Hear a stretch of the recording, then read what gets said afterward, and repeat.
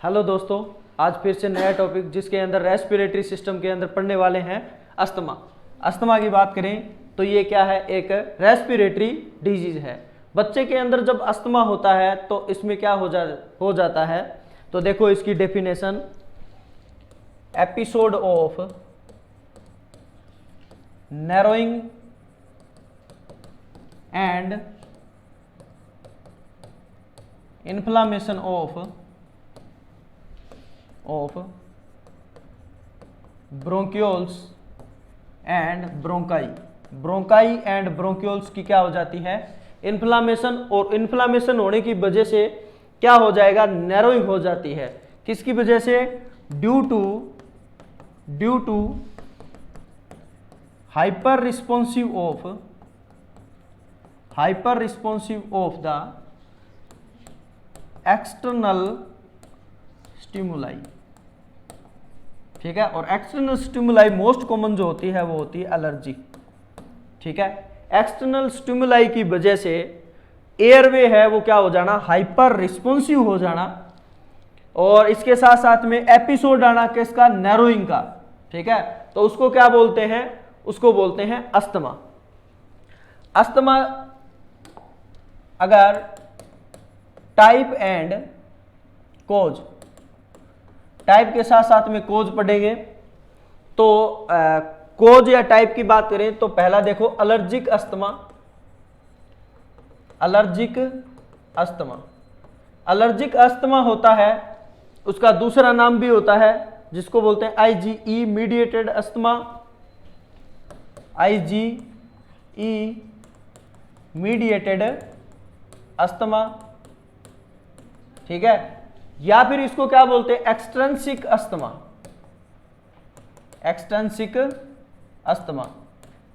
इसको ऐसा क्यों बोला जाता है, एक्सट्रिंसिक या फिर IgE मीडिएटेड अस्थमा या फिर एलर्जिक अस्थमा, क्योंकि इसमें क्या होता है, most common cause of external environment allergen. External environment में जितने भी अलर्जेंस होते हैं उसकी वजह से जो अस्थमा होगा वो कौन सा रहेगा, एलर्जिक अस्थमा होता है। जैसे अगर बात करें तो स्मोक, जैसे स्मोक हो गया, डस्ट हो गया, पोल्यूशन हो गया, है ना, पोल्यूशन हो गया, और क्या होने के चांस हो जाते हैं, जैसे परफ्यूम हो गया, है ना, स्ट्रॉन्ग ओडर परफ्यूम वगैरह है, ये क्या होते हैं, एक्सटर्नल एनवायरनमेंट में होते हैं, जिसकी वजह से पर्सन को क्या हो जाता है, एलर्जिक अस्थमा। अगर आपसे मेन कोज पूछे अस्थमा का, मेन कोज ऑफ अस्थमा, तो आपको क्या जवाब देना है, एलर्जी।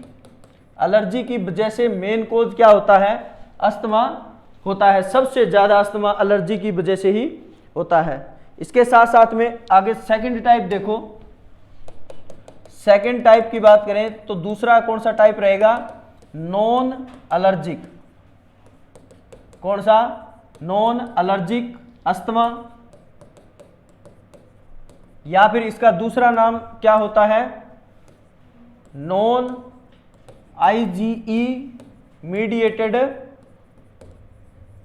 अस्थमा, या इसको बोलते हैं इंट्रिंसिक अस्थमा। इंट्रिंसिक का मीनिंग होता है बॉडी से, अंदर से बॉडी से स्टिमुलाई क्रिएट हो जाए और उसकी वजह से पेशेंट को क्या हो जाए, नैरो हो जाएगा, ब्रोंक्यूल्स वगैरह है, ब्रोंको कॉन्स्ट्रिक्शन होता है और इन्फ्लामेशन हो जाए। तो इसमें क्या क्या रहेगा, जैसे इन्फेक्शन हो गया पर्सन को, जैसे क्या हो गया, इन्फेक्शन हो गया, या फिर क्या है, स्ट्रॉन्ग इमोशन हो गया, स्ट्रॉन्ग इमोशनल कंडीशन।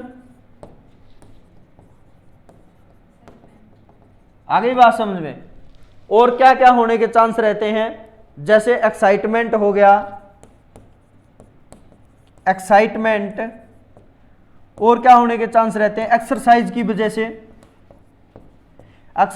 वजह से, और कोई मेडिसिन वगैरह है ना, ड्रग्स वगैरह है, ठीक है, इनकी वजह से जो अस्थमा होगा वो कौन सा रहेगा, नॉन एलर्जिक और नॉन आईजी इमीडिएटेड और इंट्रेंसिक, बॉडी के अंदर ही बहुत ज्यादा इमोशन और सबसे ज्यादा नॉन एलर्जिक जो होता है वो सबसे मोस्ट कॉमन जो कोज रहेगा वो रहता है strong emotion condition. Emotional condition की वजह से, इमोशनल आपको पता है 2 टाइप के होते हैं, नेगेटिव और पॉजिटिव। नेगेटिव में तो क्या होता है, क्राई करना है ना, सैडनेस होना, और पॉजिटिव के अंदर बहुत ज्यादा क्या है, हैप्पीनेस है ना, हंसना, मुस्कुराना। तो ये क्या रहेंगे, नॉन एलर्जिक रहता है। इसके साथ में थर्ड जो टाइप रहेगा वो कौन सा रहेगा, मिक्स्ड अस्थमा। और मिक्स्ड अस्थमा में क्या रहेगा, both allergic and non allergic, both allergic and non allergic जो अस्थमा रहेगा उनको क्या बोलते हैं, मिक्स टाइप का अस्थमा बोलते हैं। आगे बात समझ में। इसके बाद में आगे देखो साइन सिम्टम। साइन सिम्टम की बात करें तो इसमें क्या आते हैं, ट्राइड सिम्टम आते हैं। कौन से, ट्राइड सिम्टम। और ट्राइड सिम्टम को अस्थमा का क्या बोलते हैं, क्लासिकल सिम्टम भी बोलते हैं।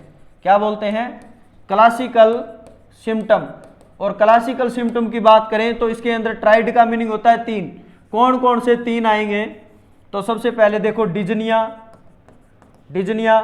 दूसरा जो होता है वो कफिंग, और तीसरा विजिंग साउंड।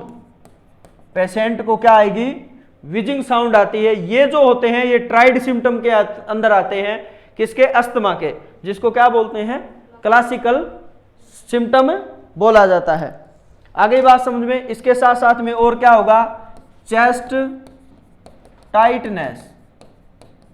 क्या आएगा, चेस्ट टाइटनेस। चेस्ट टाइट होगा तो पेन होगा चेस्ट में, तो चेस्ट पेन रहेगा पेशेंट को। और क्या रहेगी, स्वेटिंग। क्या रहेगी पेशेंट को, स्वेटिंग भी इसमें रहती है।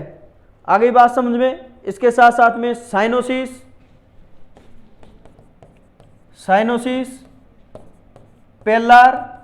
पेलर क्या होता है, स्किन का लाइट ब्लूनेस हो जाना, किसकी वजह से, ऑक्सीजन की कमी की वजह से। और ऑक्सीजन की कमी की वजह से साइनोसिस होता है। सेल के अंदर ऑक्सीजन की कमी हो जाए तो सेल क्या हो जाती है, ब्लूनेस हो जाती है ना। तो पहले पेलर आता है और फिर साइनोसिस होता है, ठीक है। तो ये भी क्या रहेंगे, इसमें कॉमन साइन सिम्टम रहते हैं। इसके साथ साथ में पेशेंट क्या करेगा, use of accessory muscles of respiration की असेसरी मसल्स क्या करेगा, यूज करेगा। मोस्ट कॉमन जो सबसे ज्यादा मेजर जो मसल्स होती है वो तो होती है रेस्पिरेशन की, डायफ्राम। लेकिन साथ साथ में शोल्डर मसल्स वगैरह है, इंटरकोस्टल मसल्स वगैरह है, ये सारी कौन सी रहती है, एसेसरी मसल्स रहती है। उनका सबसे ज्यादा यूज करता है पेशेंट। आगे बात समझ में। इसके साथ में और क्या रहेगा, और सिम्टम में फॉर्मेशन ऑफ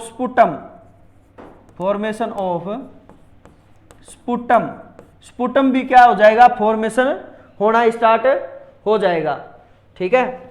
इसके बाद में आगे देखो टेस्ट डायग्नोसिस कौन सा करेंगे। डायग्नोसिस के अंदर क्या करवाते हैं, स्पुटम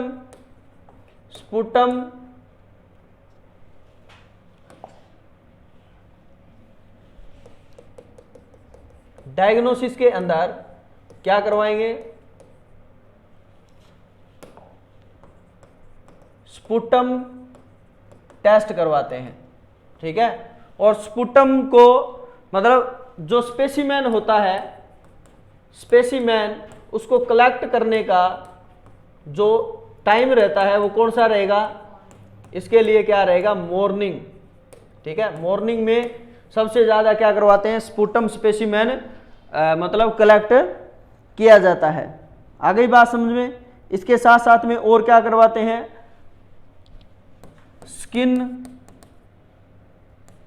एलर्जिक टेस्ट, ठीक है। स्किन एलर्जिक टेस्ट भी करवाया जाता है। इसके बाद में एक करवाते हैं रेस्ट टेस्ट, RAST, ये भी टेस्ट करवाते हैं। इसका फुल फॉर्म होता है रेडियो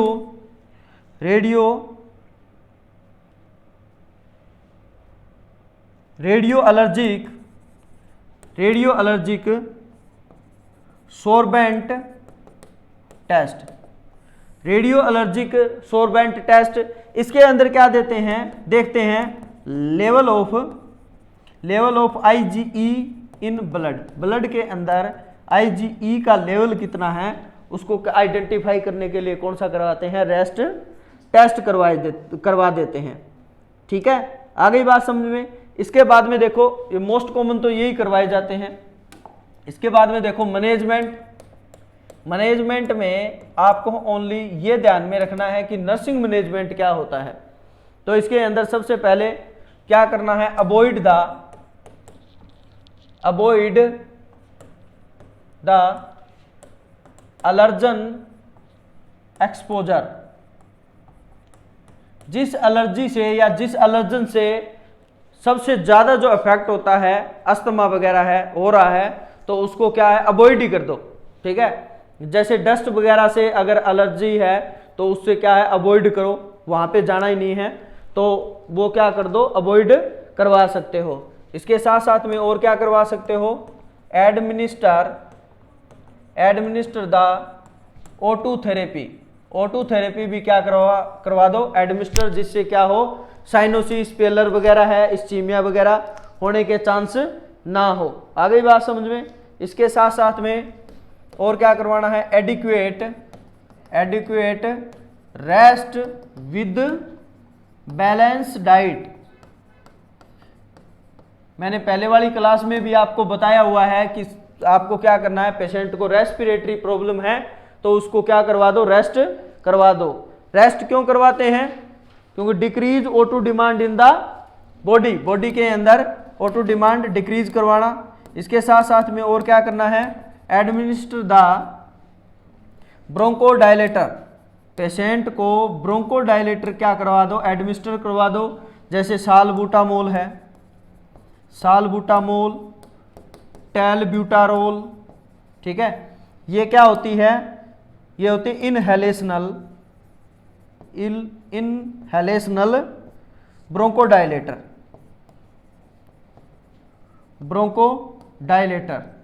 इनहेलेशनल ब्रोंकोडायलेटर की बात करें तो सालबुटामोल, टेलब्यूटारोल है, ये दे सकते हैं। आगे बात समझ में। तो ये क्या था, मैनेजमेंट। आज के लिए बस यहीं तक। Thank you.